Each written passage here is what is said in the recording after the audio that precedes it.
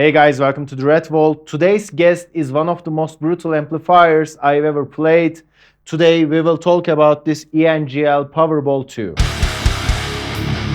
First of all, I hope I didn't bore you into that with the introduction track. I know it was a little bit longer than it's usual, but actually it's a real track from my thrash metal band Edge Flame's 5th studio album, which is called Involted Halls Entombed.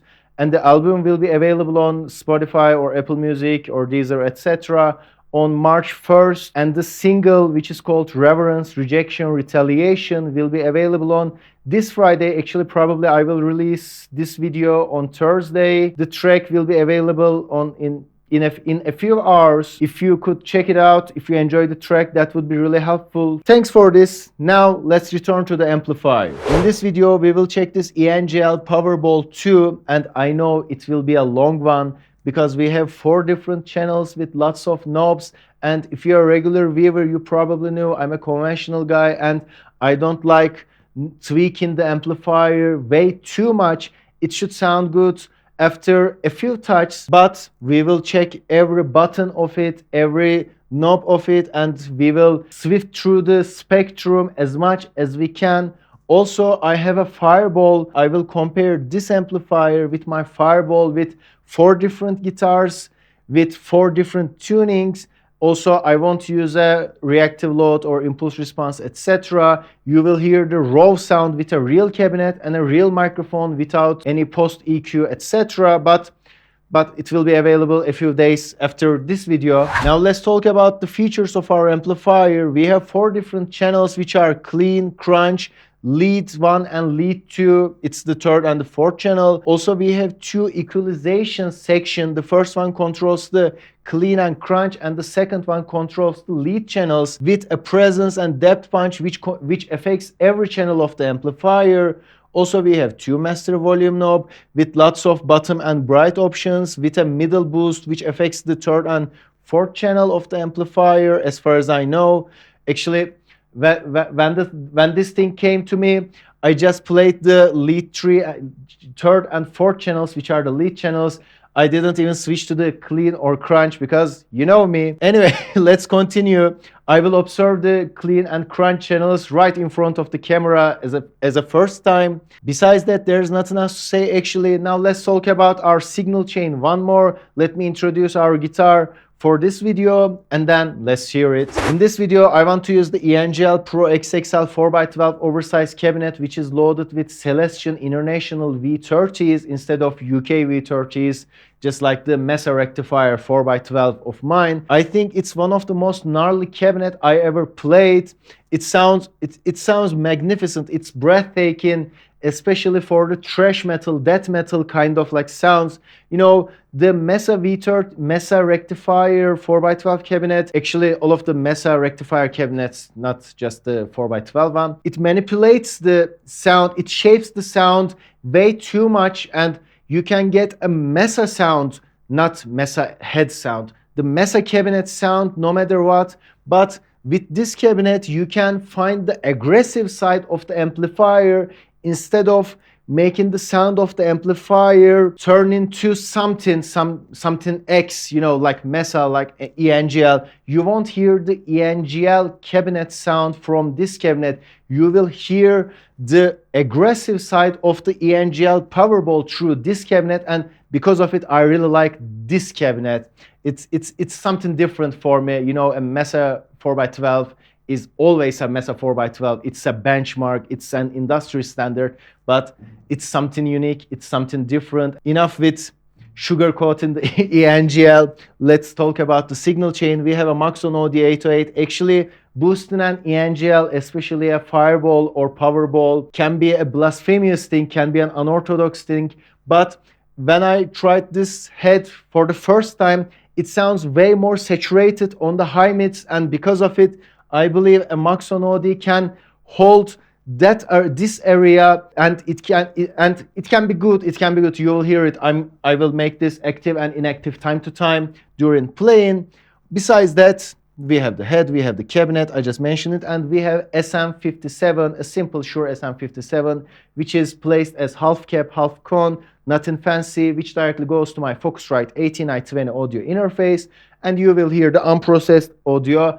Unlike the introduction track, there were slight equalization on the track. Besides that, we have Jackson King V Pro. We have an alder body, maple neck, ebony fretboard, Seymour Duncan JB and 59, and neck through construction or set neck. Still, I'm not sure.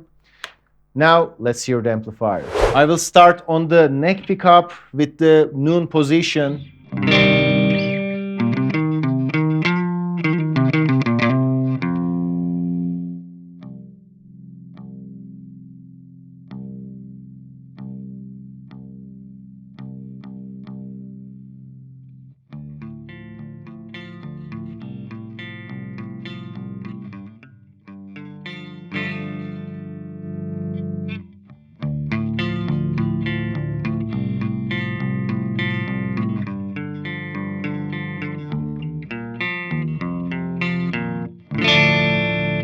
It's very snappy and there are lots of attack on the sound, and I think we can even get a roaring sound, not chugging but a roaring aggressive sound from the clean channel. And let's give it a go with the Maxon, and let's return to the bridge pickup.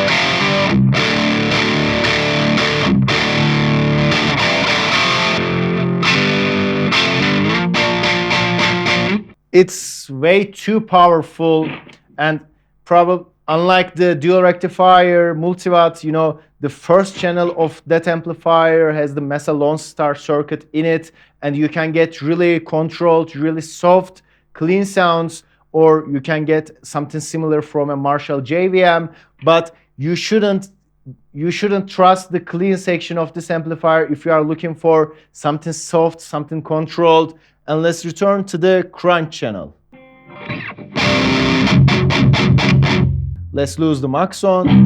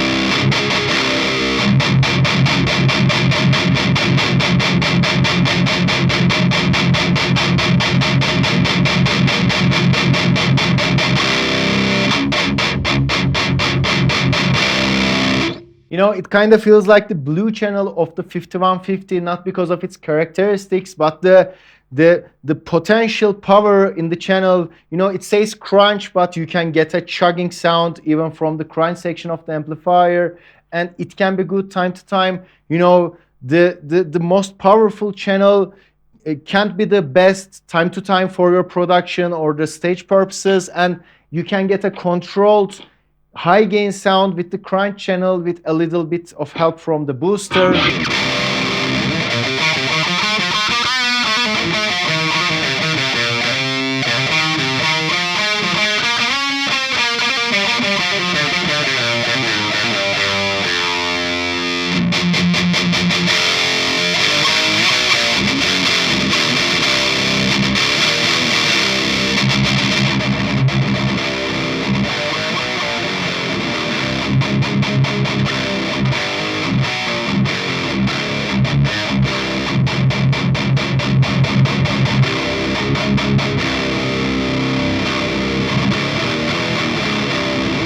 But let's skip the introduction and let's play the real deal. Now let's play the third channel of the amplifier, which is the first lead, first high gain channel. To get this, I have to push this and then channel down. And now we are on the third channel. Let's lose the Maxon and start as noon.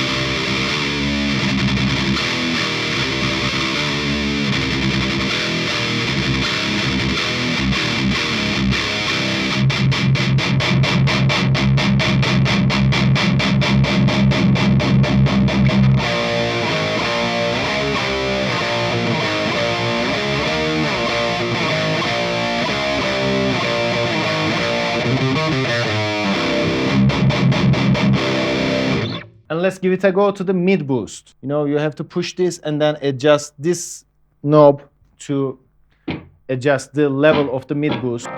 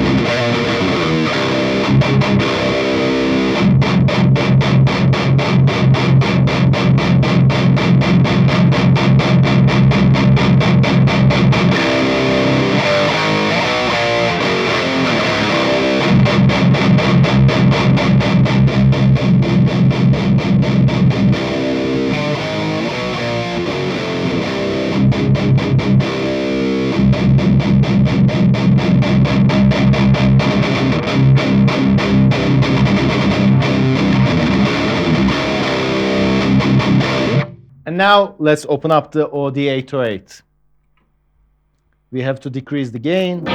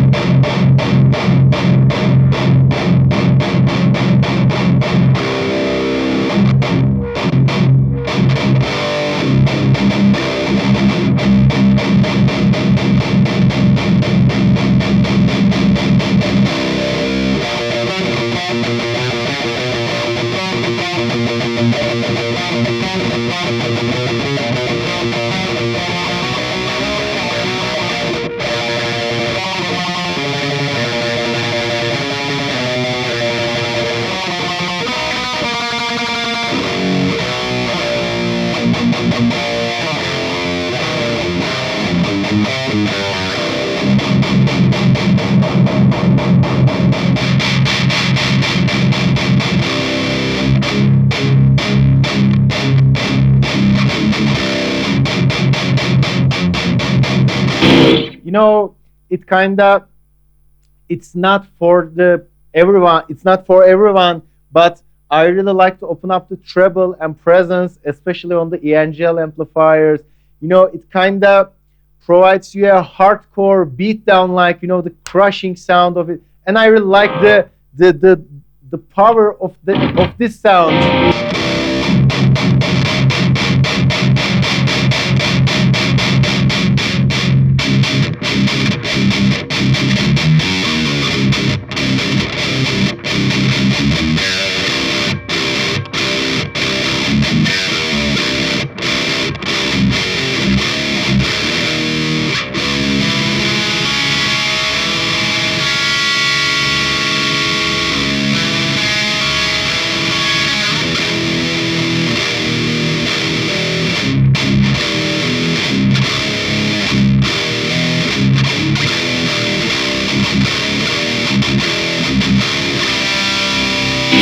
No, I know it's not for everybody, but I really like this. And now let's switch to the fourth channel.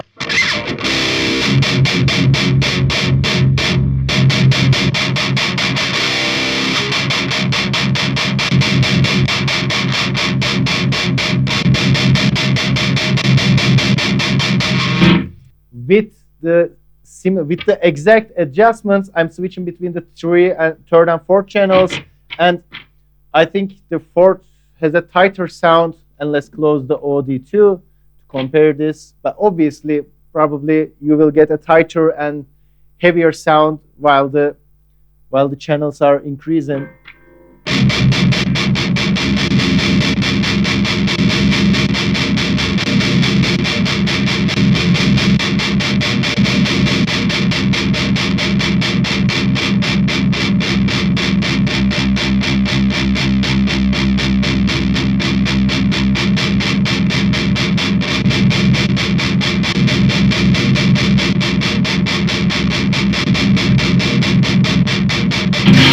Something boomy on the low end is going around on the third channel, but the fourth channel has a tighter low end. At least that's what I'm hearing.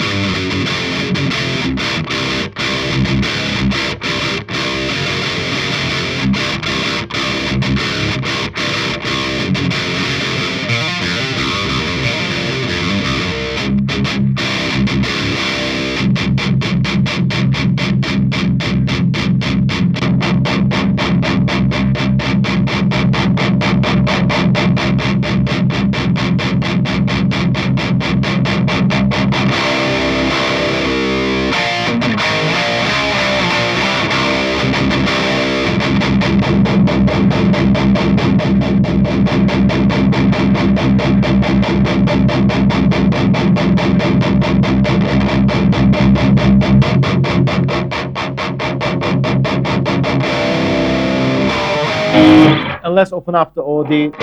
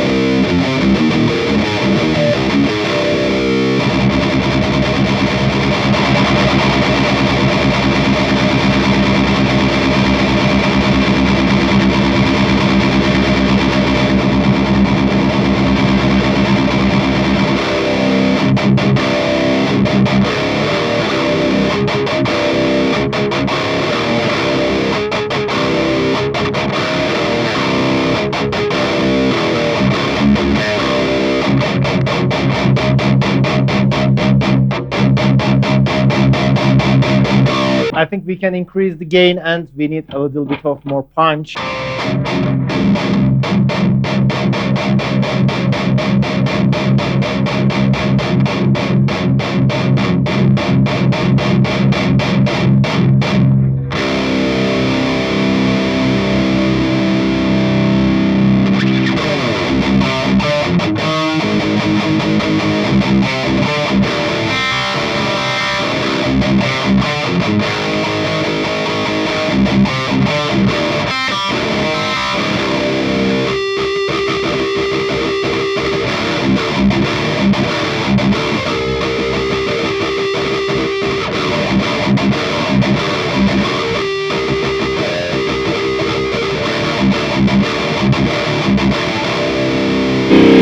Now let's talk about the amplifier once more, and then let's close the video.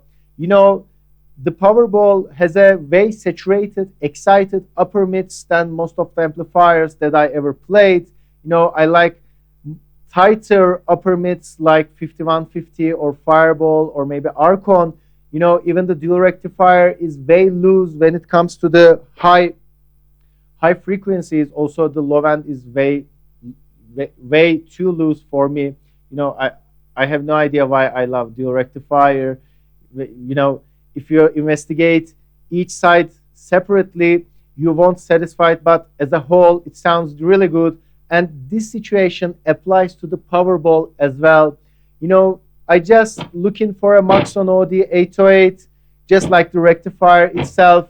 Both of them have a way saturated top end, high mids, high end. I'm not sure about the terms.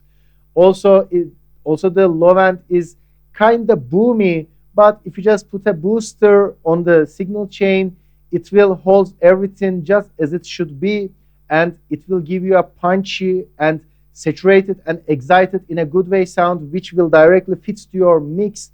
Because of it, this thing one of the most production friendly amplifiers I ever played, and I really loved it. For my personal preference, probably I would prefer Fireball when it comes to the ENGL family. Actually, my dream amplifier is Stevie Moore's. I also reviewed that one in this channel too. You can get everything. You can get the Marshall sound or Mesa sound or 5150 sound from the Stevie Moore's. It's a really weird amplifier. But for the Powerball, if you are looking something production friendly, and if you want to have the control around every frequency, every side of the amplifier, this thing can be a good companion for you. At least give it a try if you can't find one. Besides that, there's nothing else to say. It's a solid, brutal, magnificent amplifier. And that's the end of the video. I hope you enjoyed the content. And if you enjoyed, please don't forget to subscribe to the channel and like the video. Those are really important for the growth of this channel. Also, please don't forget to leave your opinions in the comments section. Till the next video, see ya.